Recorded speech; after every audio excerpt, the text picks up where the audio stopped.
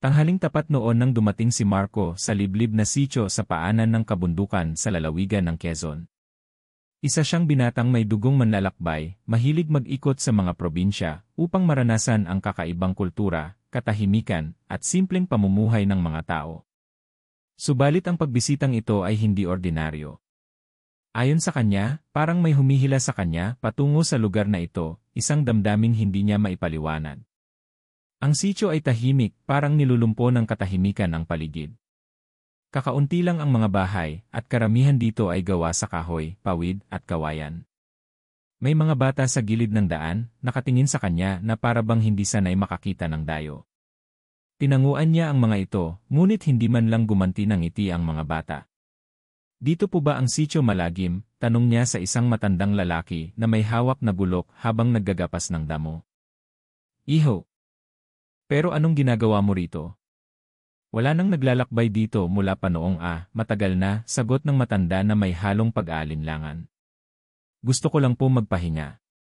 Mahilig po kasi akong mag-ikot sa mga lugar na tahimik, malayo sa ingay ng syudad. Baka po may matitirahan dyan kahit isang gabi o dalawa lang. Napakamot ng ulo ang matanda. May isa, si Aling Nena. Nagpapaupa siya ng maliit na kubo. Pero iho, may sasabihin ako sa'yo, huwag kang papasok sa kabubatan. Kahit anong mangyari. Napakunot ang noo ni Marco. Bakit naman po? Basta. Makinig ka na lang. Marami nang hindi na bumalik doon, itinuro ng matanda ang daan patungo kay Aling Nena, at habang naglalakad si Marco ay hindi niya maiwasang mapansin ang makakapal at mabubuhok na punong kahoy sa di kalayuan. Parang inaanyayahan siyang pumasok. Ngunit sa parehong pagkakataon ay may kung anong bumubulong sa isip niyang huwag. Pagdating niya sa kubo ni Aling Nena, agad siyang pinapasok ng matandang babae. Naku, butit may bisita. Sige iho, pwede kang manatili dito, may kwarto sa likod. Pero tulad ng sinasabi ng mga tao rito, huwag mong susubuking pumasok sa kabubatan. Pangalawang babala na yon. Magsasawalang kibo na sana si Marco pero hindi siya mapakali. Para bang may misteryo sa likod ng mga paalalang iyon. Kinagabihan, habang siya'y nakahiga, nakarinig siya ng tila ungol na malayo galing sa kabubatan. Tumindig ang balahibo niya. Lumabas siya sa balkonahe at sumilip sa dilim. Wala siyang nakita, pero naramdaman niya ang lamig ng simoy ng hangin at tila mga matang nakamasid sa kanya mula sa kadiliman ng gubat. Walang hayop na ganun ang ungol, bulong niya sa sarili. Kinabukasan, naglakad-lakad siya sa paligid. Nais niyang makilala ang mga residente. Ngunit karamihan sa mga tao ay iwas sa kanya. Ang mga matatanda ay tahimik lang, at ang mga bata ay tinatakpan ng kanilang mga ina kapag siya ay dumaraan. Parang may itinatago ang buong sitio. Hanggang sa may lumapit sa kanyang isang batang babae, mga 10 taong gulang. Mahina ang boses nito. Kuya, umalis ka na habang maaga. Kapag ginusto ka niya, hindi ka na makakaalis pa. Ha? Sinong siya? Tanong ni Marco, ngunit agad tumakbo ang bata palayo. Nang araw ding iyon, habang siya ay naglalakad sa gilid ng kagubatan, may nakita siyang kahoy na may kakaibang ukit, mga simbolong hindi niya mawari. Parang may sinaunang kahulugan, may mga hugis bituin, buwan at mata. Sa tabi nito ay may basag na palayok na may tuyong dugo. Doon niya unang naramdaman ang bigat sa dibdib. May kakaiba talaga sa lugar na ito. Bumalik siya sa kubo at tinanong si Aling Nena. Ano po yung mga ukit sa puno sa gilid ng gubat? Napatingin ng seryoso si Aling Nena. Iyan ay mga selyo. Panlaban sa nilalang na bantay ng kagubatan. Kapag nasira ang mga selyong yan, mas lalakas ang kanyang kapangyarihan. Kaya kami, hindi na lumalapit doon. Napaupo si Marco. Totoo po ba ang aswang dito? Totoo, iho. Hindi lang basta aswang. Isa siyang tagapangalaga ng kalikasan. Siya ang nagpaparusa sa mga lumalapastangan sa gubat. Hindi lahat ng aswang masama. Pero yan, ibang klase. Hindi mo siya pwedeng labanan, hindi mo siya pwedeng takasan. Muli, naramdaman ni Marco ang hindi maipaliwanag na pagnanais na pumasok sa kabubatan. Hindi dahil sa katigasan ng ulo, kundi parang tinatawag siya nito. May pumipintig sa kanyang dugo, isang di maliwanag na ugnayan. Sa puso niya, alam niyang ang sagot sa kanyang pagkatao ay matatagpuan sa loob ng kagubatan. At sa gabing iyon, habang tahimik ang buong sityo, dahan-dahan siyang naglakad patungo sa madilim na gilid ng gubat. Sa bawat hakbang, tila may mga matang sumusunod sa kanya. At sa mismong hangganan ng kagubatan, naghihintay ang kanyang tadhana. Kinabukasan, matapos ang gabing halos hindi siya nakatulog, muling gumising si Marco nang may bumabagabag sa kanyang kalooban. Sa kanyang panaginip, nakita niya ang isang babaeng may mahabang puting buhok, may hawak na baston, at mga matang tila kayang tumagos sa kaluluwa. Narinig niya itong bulungan siya, "Huwag kang lalapit kung ayaw mong lamunin ng kagubatan." Inilapag niya ang kanyang bag sa sulok ng kubo at lumabas para maghanap ng makakausap. Sa may kanto ng daan, nakita niya si Mang Ruben, ang matandang lalaki kahapon na unang nagbigay babala sa kanya. "Mang Ruben, may matanda po ba rito na parang manghuhula?" Napakunot ang noo ni Mang Ruben. "Bakit mo hinahanap si Lola Enda?" "Napaginipan ko siya kagabi. Hindi ko alam kung bakit, pero gusto ko siyang makausap." Tila nag-alangan si Mang Ruben, pero sa huli itinuro niya ang isang daan na paikot sa mga palayan. "Dumaan ka sa likod ng kapilya, may lumang bahay doon. Pero iho, mag-ingat ka. Si Lola Enda ay hindi basta-bastang matanda." Matapos ang ilang minutong paglalakad, narating niya ang isang lumang bahay na gawa sa pinaghalong bato at kahoy. Napapalibutan ito ng mga halaman na hindi niya pamilyar, may matutulis, may maliliit na bulaklak, at may mga halamang mabango pero nakakapanindig balahibo ang itsura. Sa may pintuan ay may mga nakasabit na palaspas, tuyong bawang, at bote ng langis na may nakalutang na bagay. "Pasok ka na," sigaw ng matandang boses mula sa loob. Nagulat si Marco. Hindi pa siya kumakatok. Pagpasok niya, bumungad sa kanya si Lola Enda, ang babaeng nasa kanyang panaginip. Nakatitig ito sa kanya, parang matagal na siyang hinihintay. Ang kanyang mga mata ay mapusyaw na kulay abo, at may mga ugat sa ilalim ng balat ng mukha na parang ugat ng punong kahoy. "Ako si Marco. Pasensya na po kung istorbo, alam kong darating ka," putol ni Lola Enda. "Ikaw ang binatang may dalang pagbabago." Hindi makapagsalita si Marco. Hindi niya alam kung bakit nanginginig siya, hindi sa takot, kundi sa bigat ng presensya ng matanda. "May kaluluwa kang lumana. Isa kang anak ng kasaysayan, may dugong may koneksyon sa kagubatang ito. At ngayon, nagising mo siya." "Sino po ang siya?" tanong ni Marco. "Ang bantay ng kagubatan," sagot ni Lola Enda. "Ang nilalang na sinumpa at isinumpa rin ang mga lahing tumalikod sa kalikasan. Siya ang aswang na hindi kailanman umalis, dahil siya ang tagapangalaga ng kalikasan, at siya ang nag-aabang sa pagbabalik ng isa gaya mo." Napaatras si Marco. "Hindi ko po alam ang sinasabi ninyo." "Hindi mo pa alam pero mararamdaman mo. Tuwing lalapit ka sa gubat, mas lalakas ang ugnayan mo sa kanya. Dahil hindi ka lang basta bisita rito. Isa kang bahagi ng kanyang kasaysayan." Naglabas si Lola Enda ng isang lumang kahon at iniabot kay Marco. "Isuot mo ito." Binuksan ni Marco ang kahon, nandoon ang isang kwintas na may mutyang berde, parang jade na hugis mata. "Ano po ito?" "Protection. Hanggang hindi mo palubos na kilala ang sarili mo, kailangang may panangga ka. Sa bawat gabi, lalapit siya sa'yo. Magsisimula siyang magpakita sa panaginip mo, sa anino mo, sa refleksyon mo sa tubig. Kapag tinawag ka niya at sumagot ka, hindi ka na makakabalik." Pag-uwi niya sa kubo, hindi mawala sa isip ni Marco ang mga sinabi ni Lola Enda. Pilit niyang iniintindi ang kahulugan ng kanyang pinagmulan, ngunit sa bawat hakbang ay tila mas lalo lamang siyang nalilito. Lumipas ang hapon at muling sumapit ang gabi. Ngunit ngayon may kakaibang katahimikan. Hindi maingay ang mga kuliglig, wala ring tumatahol na aso. Para bang pinutol ng gabi ang hininga ng buong sityo. Nasa loob si Marco ng kubo, hawak-hawak ang kwintas, habang nakatitig sa bintana. Biglang, mula sa kakahuyan, may sumitsit. Marco, nanindig ang balahibo niya. Tumingin siya, wala naman siyang nakita. Ngunit may malamig na ihip ng hangin na parang dumaan sa kanyang batok. Tumayo siya, lumabas ng kubo, at humakbang papunta sa gubat. Bago pa man siya makalapit sa gilid ng gubat, may biglang humarang sa kanya, isang malaking uwak na may pulang mata. Tinitigan siya nito at lumipad paikot sa kanya pagkatapos ay lumipad pabalik sa kabubatan. Pagbalik niya sa loob, naroon na si Lola Enda, hindi niya alam kung paano ito nakapasok. Sinimulan mo na. Hindi mo na siya matatakasan. Pero may isang paraan, kailangan mong alamin ang buong kwento ng iyong pinagmulan. Bago kanya tuluyang hilahin papasok. Tumango si Marco. Alam niyang hindi na siya ordinaryong bisita. Isa na siyang bahagi ng kwentong pilit tinatago ng kabubatan. At sa mga susunod na araw, isisiwalat sa kanya ang lihim ng dugo at sumpa. Madaling araw pa lang ay gising na si Marco. Tila ba hindi siya nakatulog buong gabi? Sa kanyang panaginip, muli na namang nagpakita ang nilalang, malalaki ang mata, mahaba ang buhok, balat na tila kahoy, at mga kuko na parang itinaga sa mga punong daan.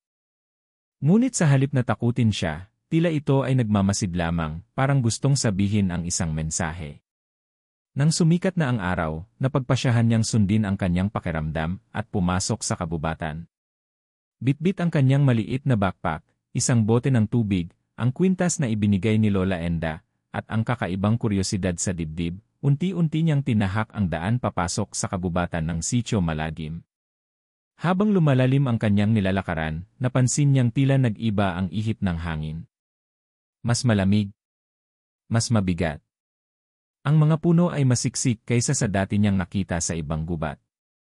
Ang mga dahon ay makapal at may mga ugat na lumalabas mula sa lupa, parang dalamay. Hindi na rin maririnig ang normal na mga tunog ng kalikasan, wala ni isang ibon, kuliglig o langgam. Tanging ang sariling hakbang at hinga lang niya ang maririnig. Pagkaraan ng ilang minuto, napansin niyang parang may gumagalaw sa gilid ng kanyang paningin. Minsan ay anino, minsan ay puting usok. Sa kabila ng takot na bumabalot sa kanyang dibdib, mas nanaig ang pag-usisa. Hanggang sa may nakita siyang isang punong napakaberde ang dahon at may ukit na hugis mata sa katawan. Doon niya unang nakita ang anyo ng nilalang, nakadungaw mula sa likod ng puno. Ang itsura nito ay kalahating tao, kalahating anino. Ang balat nito ay kulay lupa, at ang mga matay lumiliwanag na kulay berde. Hindi ito gumalaw, pero alam ni Marco na ito ay nakatingin sa kanya. Huwag kang matakot, isang tinig ang tumagos sa kanyang isip. Hindi ito narinig ng kanyang tenga, kundi ng kanyang isipan. Anong klaseng nilalang ka? Tanong niya sa loob-loob niya. Ako ang bantay. At ikaw ang tagapagmana. Hindi na niya alam kung guni-guni lamang iyon. Pero sa paglapit niya, biglang nawala ang nilalang. Naiwan lamang ang palad na humipo sa kahoy, may naiwan itong marka ng abo na unti-unting nilipad ng hangin. Habang patuloy siyang lumalakad, nakarating siya sa isang bahagi ng kabubatan na tila altar. May mga bato na nakapabilog, at sa gitna nito'y may patong ng mga tuyong dahon at buto ng hayop. Sa isang sulok, may lumang palayok na may nakaukit na mga simbolo, katulad ng nakita niya noong unang araw. Dito muling nagpakita ang nilalang, ngayon ay mas malinaw. Isa itong babae na may malaing kantadang anyo. Mahaba ang buhok, mapuputing mata, at mga paa na hindi lumalapat sa lupa. Hindi mo pa ako kilala, wika nito sa loob ng kanyang isip. Pero matagal mo na akong kilala. Bakit ako? Tanong ni Marco. Bakit ako tinatawag ng lugar na ito? Dahil ikaw ang susunod. Sa lahi mo nagmula ang panata. At ang lahi mo rin ang nagtaksil sa kabubatan. Unti-unting nawala ang anyo ng nilalang. Sa kanyang kinatatayuan, biglang may umuusbong na ugat mula sa lupa at pumulupot sa kanyang binti. Hindi para saktan siya, kundi para iparamdam na bahagi siya ng lupaing ito. Parang sinasabing, dito ka nabibilang. Paglabas niya sa gubat ay halos mag-aalas 5 na ng hapon. Ang langit ay tila kulay abo at ang hangin ay nananatiling malamig kahit tag-araw. Pagbalik niya sa kubo, nadatnan niya si Lola Enda na naghihintay sa bangko. Nakita mo na siya, hindi ba? Tanong ng matanda. Tumango si Marco. Pero hindi ko pa rin lubos na naintindihan. Hindi mo agad maintindihan. Pero simula ngayon, magbabago ang lahat. May mga panaginip kang hindi mo mauunawaan. May mga alaala kang mararamdaman na hindi naman yo. At sa bawat gabi, mas lalapit siya sa iyo, hindi para saktan, kundi para gisingin ang dugo mong matagal nang natulog. Ano ang totoo kong papel dito? Hindi lang basta bisita sa Sitio Malagim. Ikaw ang panibagong tagapangalaga. At kung pipiliin mong talikuran ang panawagan, hindi lang ikaw ang magdurusa, pati ang kabubatan. Sa gabi ring iyon, muli siyang nanaginip. Sa panaginip na iyon, nakita niya ang isang sinaunang ritual, mga tao na may pintura sa katawan, nakapaikot sa isang apoy, habang may isang babae sa gitna na may hawak na puting mutya. Isa ito sa mga ninuno niya, at sa ritual na iyon, isinusumpa nila ang isa sa sarili nilang lahi na nagtangkang sunugin ang kabubatan para ipalit sa palayan. Sa galit ng kalikasan, ipinanganak ang nilalang, ang aswang na bantay, na hindi mamamatay hanggat may nagkakait ng respeto sa kalikasan. Nang magising siya, basang-basa ng pawis ang kanyang katawan. Ang kwinta sa kanyang leeg ay umiinit. At sa bintana ng kanyang silid, may mga mata sa dilim na hindi mawawala. At doon niya napagtanto, hindi na siya makakaalis. Muling naglakad si Marco papunta sa bahay ni Lola Enda kinaumagahan. Hindi na siya katulad ng dati, ang kanyang lakad ay mas may layunin, ang kanyang mata ay punong-puno ng tanong, at sa kanyang dibdib ay may gumigising na lakas na hindi niya maipaliwanag. Alam niyang ito na ang simula ng paghahanap niya sa katotohanan, ang kasaysayan ng aswang na bantay ng kabubatan, at kung paano siya konektado rito. Pagdating niya sa bahay, sinalubong siya ni Lola Enda ng parang may hinihintay na mahalagang sandali. Handa ka na bang marinig ang kwento ng dugo mo? Tanong ng matanda. Tumango si Marco. Matagal ng panahon ang lumipas, higit 100 taon ang nakaraan, panimula ni Lola Enda habang inilalapag ang isang lumang itim na kwaderno sa mesa.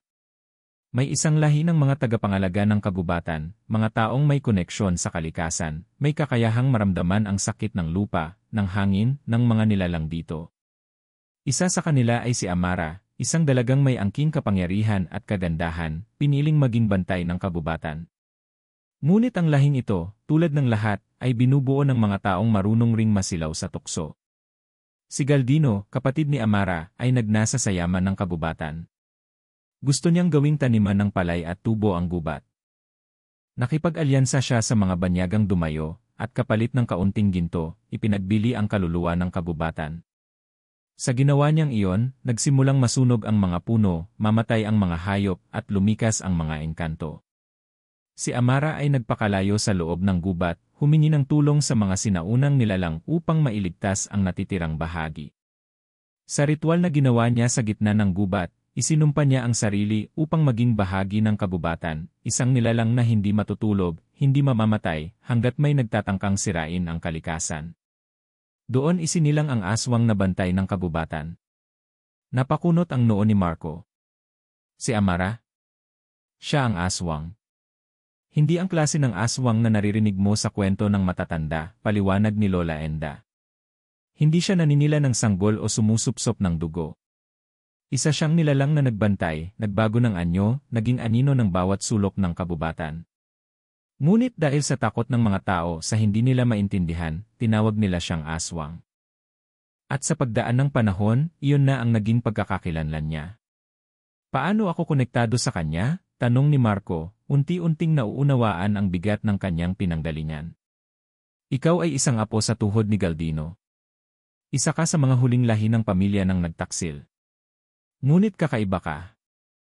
May dugo ka ring nagmula sa panig ni Amara. Isang lihim na anak ng tagapagbantay at ng mortal. Sa iyo dumadaloy ang dalawang kapangyarihang matagal nang naglalaban. Hindi makapagsalita si Marco. Parang lahat ng bagay ay biglang may koneksyon, ang kanyang panaginip, ang nararamdaman niyang paglapit sa gubat, ang mga imahe sa kanyang isipan na hindi naman niya naranasan pero alam niyang bahagi ng kanyang pagkatao. Ngunit paano po ako pinili? Bakit ngayon lang? Kada ikatlong yugto ng buwan, tuwing 13 buwan ng ikatlong dekada, nagigising ang ugnayan sa pagitan ng mga lahi. Sa panahong iyon, ang tagapagmana ay may pagkakataong piliin ang kanyang landas, makiisa sa kabubatan at panatilihin ang balanse o tularan ang kanyang ninuno at muling sirain ito. Walang sinumang pinilit kang bumalik dito, Marco. Ngunit ang iyong kaluluwa ay tinawag ng kabubatan. At sa pagbalik mo, gising na muli si Amara. Kinuha ni Lola Enda ang isa pang bagay mula sa aparador, isang anting-anting na hugis buwan at araw na magkadikit.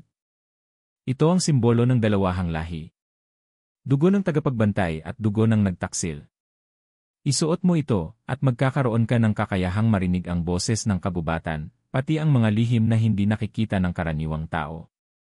Pagkasuot ni Marco ng anting-anting, bigla siyang nanghina. Nagsimulang umikot ang kanyang paligid at nawalan siya ng malay. Sa panaginip, nakita niyang muli ang ritual.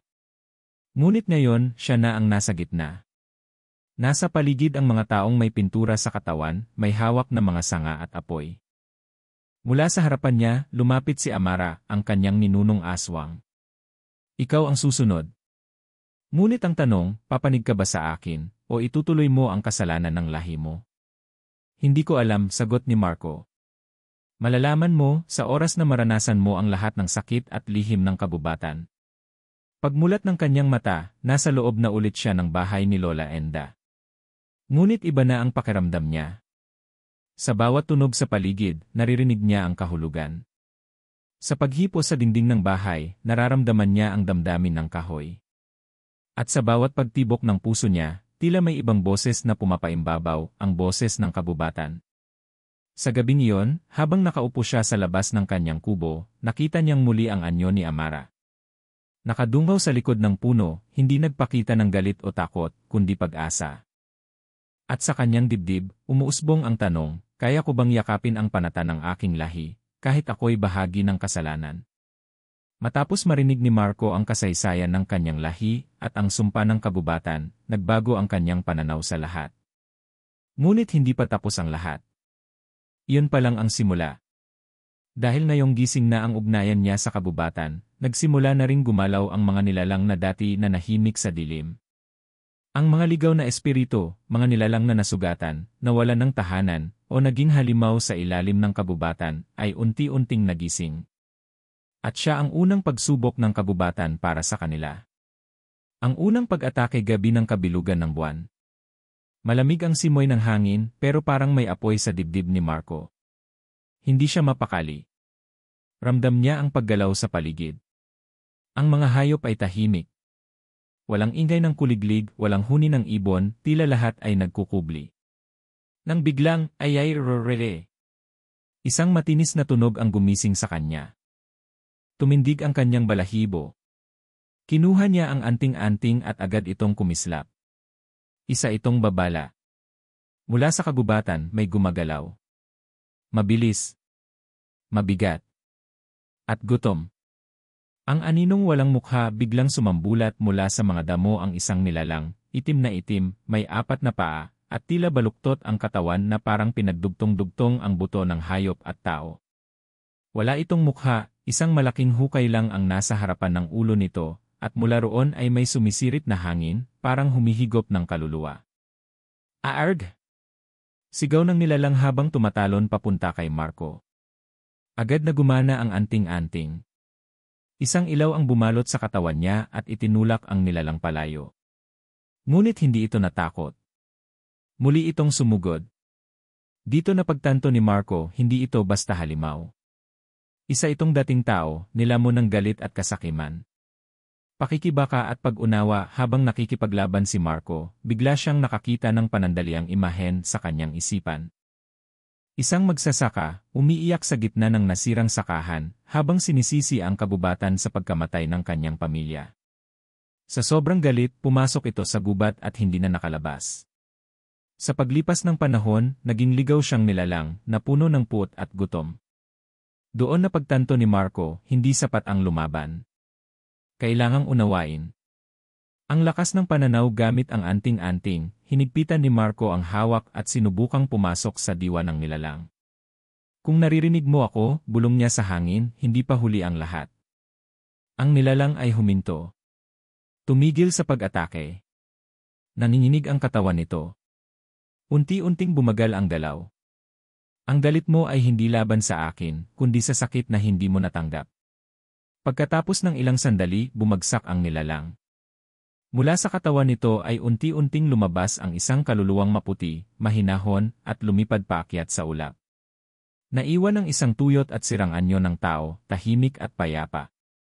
Hindi isa, kundi marami hindi pa man tuluyang nahinga si Marco, nagsimulang manginig ang lupa.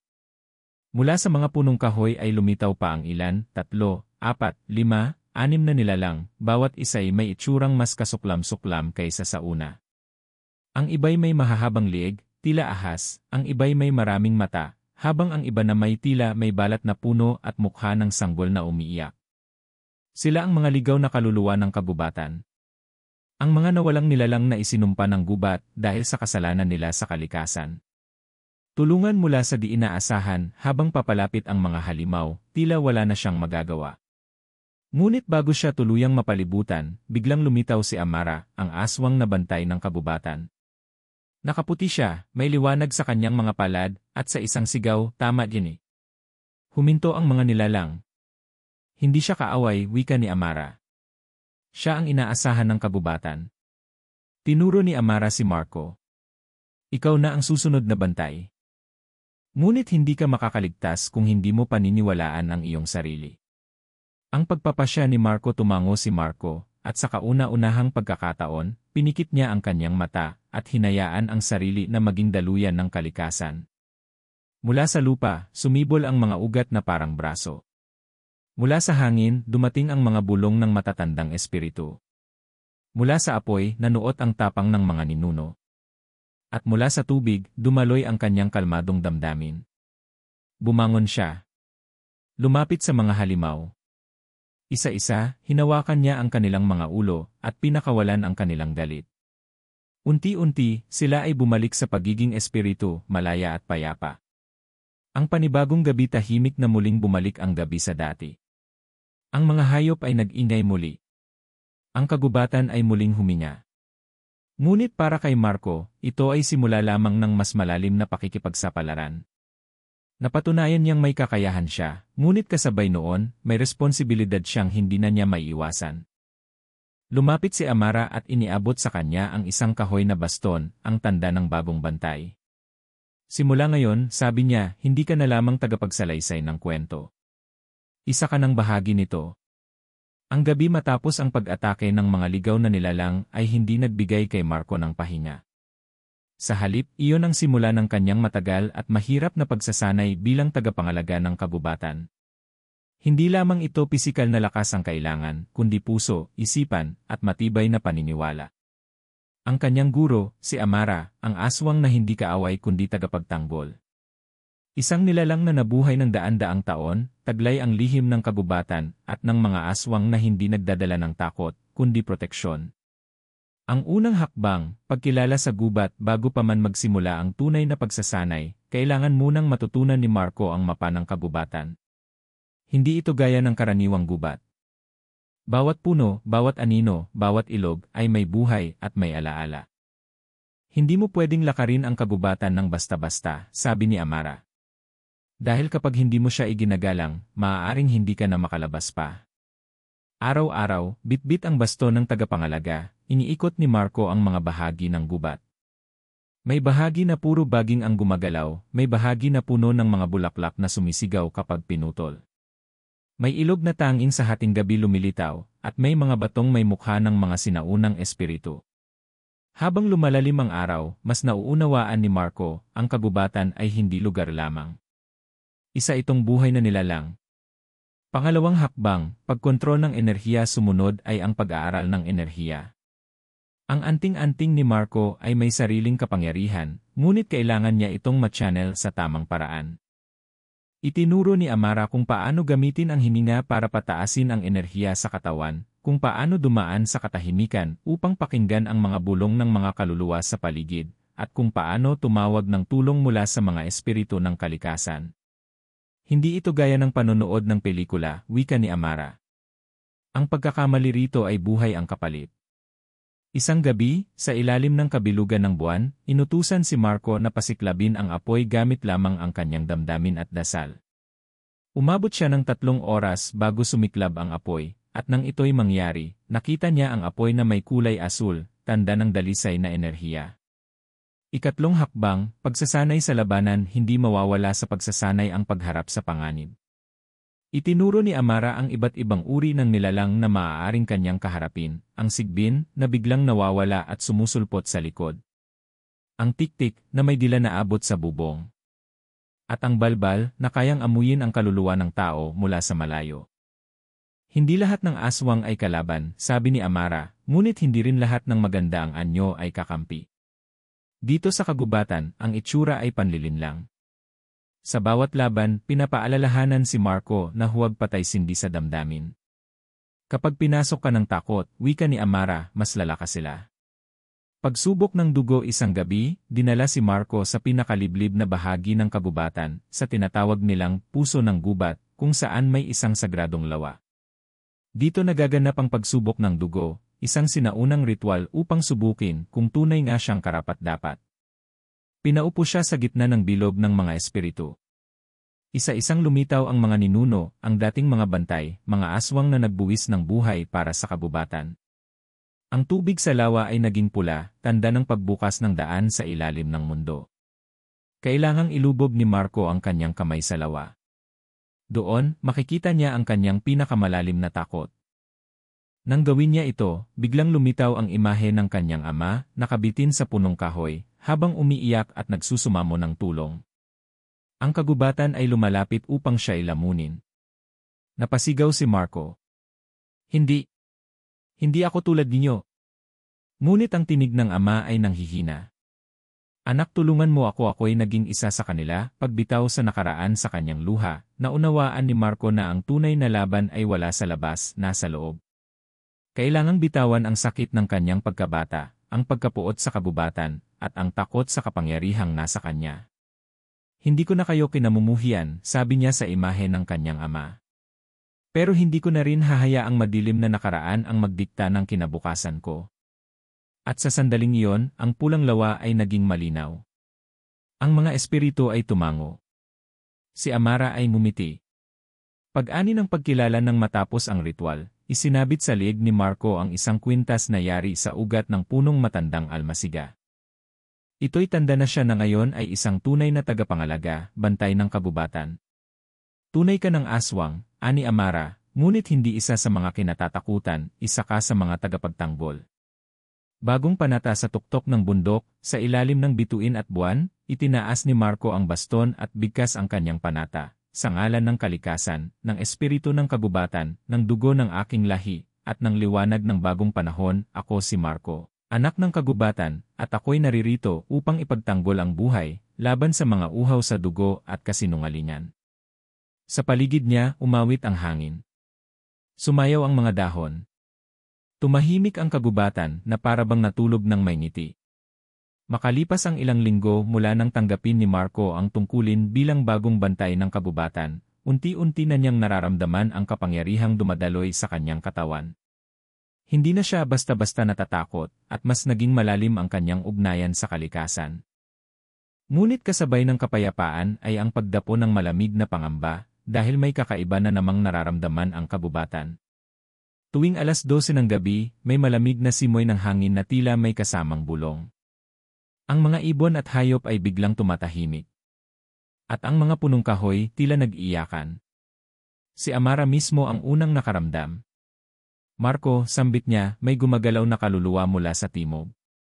Isang nilalang na hindi natin inaasahang babalik pa, ang sinaunang aswang. Sila Kanapoy ay isang matandang aswang na itinuturing na alamat ng kabubatan.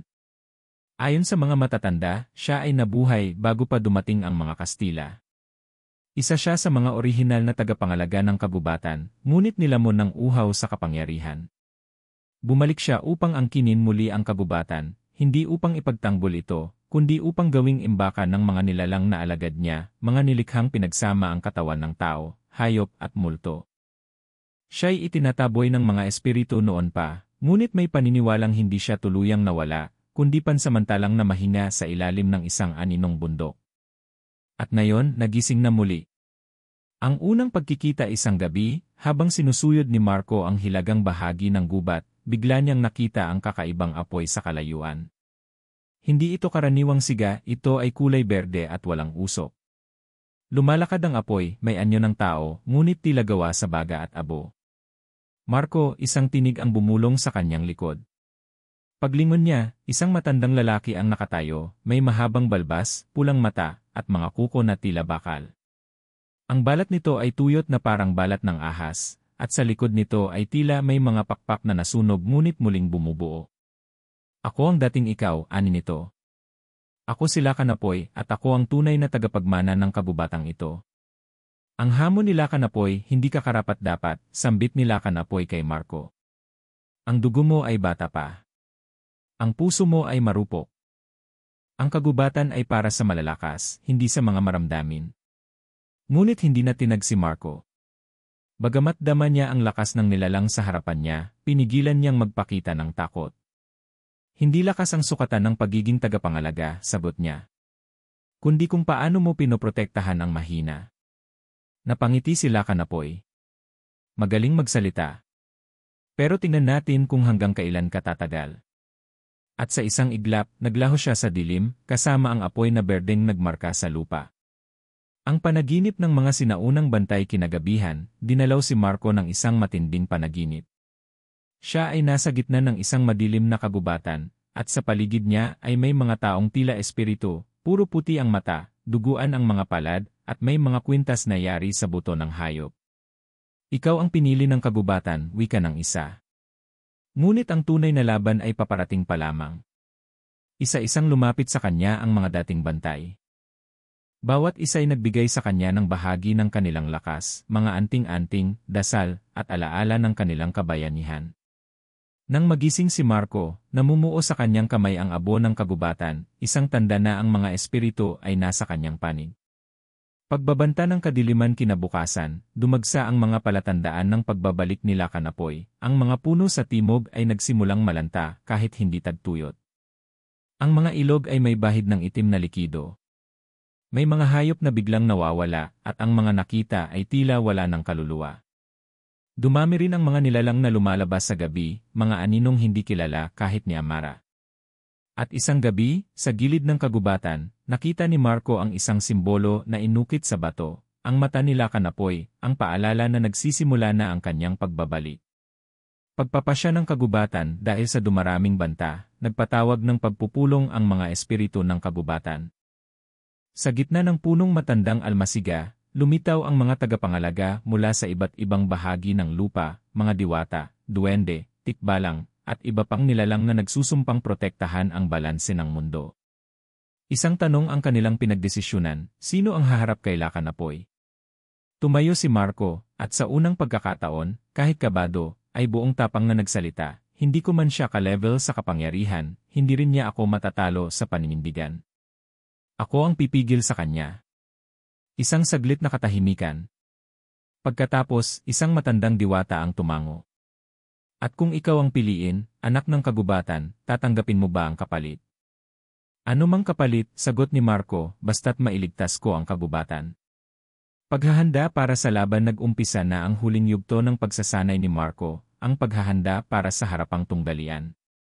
Binigyan siya ng baston ng apoy, isang sandatang pinanday mula sa pinakapuso ng bulkan. Tinuruan siya ng dasal ng apuyan, isang orasyon para sa pagbitag ng apoy. At higit sa lahat, pinamulat sa kanya ang sining ng paglaban gamit ang lakas ng kalikasan, ang paggamit ng lupa, hangin, tubig, at apoy bilang kakampi. Sa huling gabi bago ang labanan, naglakad siya mag-isa sa kabubatan. Tahimik, ngunit alam niyang hindi siya nag-iisa. Paghaharap sa dilim habang papalapit ang gabi ng labanan, lalong lumalalim ang dilim sa kabubatan. Ang mga hayop ay nagsimula ng lumikas sa gitna. Ang hangin ay tila mabigat at ang mga puno ay tila nagyuyuko sa takot. Ngunit sa gitna ng lahat ng ito, naroon si Marco, matatag, handa, at tinig ng bagong pag-asa. Ako si Marco, ang bagong bantay, wika niya habang pinagmamasdan ang papalapit na aninong umaapoy. At dito matatapos ang pamumuno mo, Lakanapoy. Sa pinakagitna ng kagubatan, sa lugar na tinatawag na puso ng gubat, naghihintay si Marco. Dito nagtatagpo ang lahat ng enerhiya ng kalikasan, ang pinakasagradong bahagi ng kagubatan kung saan ipinanganak ang mga unang espiritu. Ngayon, ito rin ang magiging entablado ng huling labanan. Habang naglalakad si Marco papalapit sa gitna, dama niya ang tensyon sa paligid. Ang hangin ay hindi na basta simoy, ito ay tila may buhay na sumusubok basahin ang kanyang puso. Ang lupa ay umuugong, parang may nilalang sa ilalim na pilit umahon. Sa di kalayuan, unti-unting bumukas ang lupa, at mula rito'y umahon si Lakanapoy, kasama ang kanyang hukbo ng mga nilalang na nagmumula sa apoy at usok. Ang kanyang mata ay nagliliyab at bawat hakbang niya ay nag-iwan ng abo sa lupa. Ang unang bugso hindi na nagsayang ng oras sila kanapoy. Agad siyang lumipad at lumusob kay Marco habang ang kanyang mga kampon ay sumugod din mula sa magkabilang panig. Ngunit hindi na si Marco ang dating nangangapa. Pinagpanan niya ng orasyon ang kalangitan, at mula rito ay bumagsak ang mga sanga ng mga matandang punong kahoy, sumasaklob sa mga nilalang ng dilim. Ginamit niya ang baston ng apoy, at sa bawat hampas ay sumisiklab ang liwanag na nagpapalaya sa mga alagad ng kadiliman. Si Amara, sa di kalayuan, ay tumulong rin. Ginamit niya ang kanyang kapangyarihang tumawag ng mga diwata at espiritu ng hangin. Nagtulungan silang ipitin ang mga nilalang nilakan apoy upang mapadali ang pagharap sa mismong pinuno. Labanan ng dalawang bantay sa isang sagradong bilog na nabuo sa gitna ng puso ng gubat, harapang naglaban si Marco at si Lakan Apoy. Ang dating alamat ng kagubatan laban sa bagong tagapangalaga. Si Lakan Apoy ay gumamit ng sinaunang itim na mahika, sinasambit ang mga salitang matagal nang ipinagbawal ng kalikasan. Ang kanyang apoy ay hindi basta apoy, ito'y lason na sumusunog hindi lamang ng katawan kundi pati ng alaala. Si Marco, sa kabilang banda, ay sumasandig sa lakas ng kanyang puso. Ginamit niya ang mga dasal na itinuro ng mga espiritu. Sa bawat sugat niya ay tila may bagong anting-anting na umuusbong sa kanyang katawan, ang kalikasan ay sumasagot sa kanyang panata. Pagsubok ng pananampalataya, isang malakas na atake ang ibinato ni Lakan Apoy, isang haligi ng apoy na tumama mismo sa dibdib ni Marco. Napaluhod siya sa gitna ng sagradong bilog. Ramdam niya ang bigat ng apoy na bumabalot sa kanyang katawan. Dito pumasok ang pinakamatinding pagsubok, ang panloob na digmaan. Sa kanyang isipan, narinig niya ang boses ng takot, ng panghihina, ng pagdududa. Isuko mo na, wika ng tinig. Hindi mo siya matatalo. Isa kang bata sa harap ng isang halimaw. Ngunit kasabay nito, narinig din niya ang tinig ng kanyang ama, ng mga espiritu, at ni Amara, Laban, anak ng kagubatan. Hindi mo ito ginagawa para sa sarili mo, kundi para sa lahat ng nabubuhay. Biglang lumiwanag ang kanyang mata. Ang baston ng apoy ay nagbagong anyo, naging baston ng balanse, isang sandatang may apat na simbolo, tubig, lupa, apoy, at hangin. Tumindig si Marco, hinampas ang lupa, at mula rito'y sumibol ang mga ugat ng punong buhay, bumalot kay Lakan Apoy at sinakal ito ng purong enerhiya ng kalikasan. Pagkatalo ni Lakan Apoy sa huling sandali, sinubukan ni Lakan Apoy na tumakas. Ngunit ang kagubatan mismo ang naging kulungan niya. Ang mga puno ay nagbukas, ang mga bato ay gumalaw, at ang langit ay bumalot ng dilim upang hindi siya makalabas. Hindi pa ito ang katapusan, bulong ni Lakan Apoy bago siya tuluyang nilamon ng mga ugat at abo. At sa isang matinding pagsabog ng liwanag, naglaho si Lakan Apoy, kasabay ng lahat ng kadilimang dala niya. Pagbangon ng kagubatan makaraan ang laban, dahan-dahang bumalik ang liwanag sa kabubatan. Ang mga punong dating tuyo ay muling nanariwa. Ang mga hayop na nagtago ay lumabas. Ang ilog ay muling luminaw at ang mga diwata ay nagpakitang muli. Si Marco ay lumuhod sa harap ng puso ng gubat, inialay ang kanyang tagumpay sa lahat ng espiritong tumulong sa kanya. Lumapit si Amara at inabot sa kanya ang huling regalo ng kagubatan, isang butil ng liwanag na siyang magiging bantay ng kanyang kaluluwa.